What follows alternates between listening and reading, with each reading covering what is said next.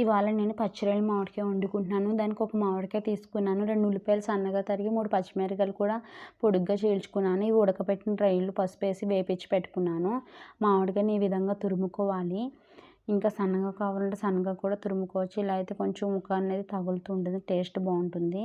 ఇప్పుడు గ్యాస్ వెలిగించుకుని మూకిడి పెట్టుకుని ఒక 4 టేబుల్ స్పూన్ ఆయిల్ వేసుకుని ఉల్లిపాయలు గోల్డెన్ కలర్ వచ్చేంత వరకు వేపించుకున్న తర్వాత ఇప్పుడు మనం దీంట్లోకి పచ్చి రొయ్యలు కూడా వేసుకుని వేపించుకోవాలి ఒక 2 నిమిషాలు.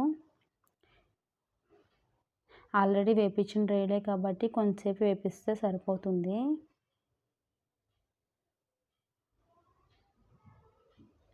ఇలా కొంచెంసేపు వేపించుకున్న తర్వాత దీంట్లోకి 1/2 టేబుల్ స్పూన్ అల్లం వెల్లుల్లి పేస్ట్ పడుతుంది.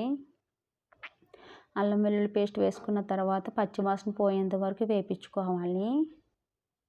ఒక 2 నిమిషాలు అయితే సరిపోతుంది. ఇలా వేపించుకున్న తర్వాత దీంట్లోకి చిటికెడు పసుపు, అలాగే 2 టేబుల్ స్పూన్ల కారం, రుచికి సరిపడినంత ఉప్పు కూడా వేసుకుని కలుపుకోవాలి.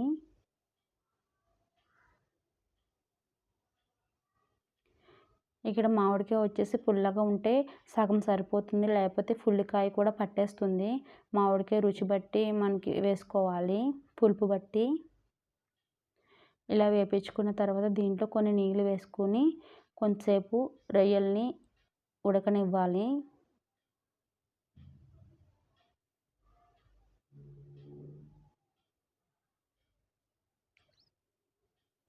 ఇవి వచ్చేసి గోదావరి రొయ్యలు అన్నమాట, అందుకే చిన్న సైజు ఉన్నాయి.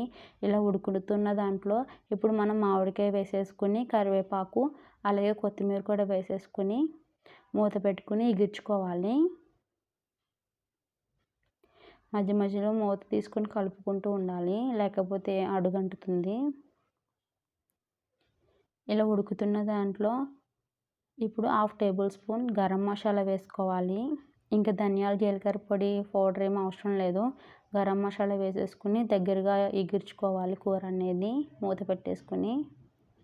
ఈ విధంగా దగ్గరగా అయ్యేంత వరకు ఎగిర్చుకోవాలి. అంతే, ఎంతో టేస్టీ అయిన మామిడికాయ పచ్చిరొయ్యలు రెడీ అయిపోయింది. ఒకసారి ట్రై చేసి చూడండి, చాలా బాగుంటుంది టేస్ట్ అనేది. Thanks for watching.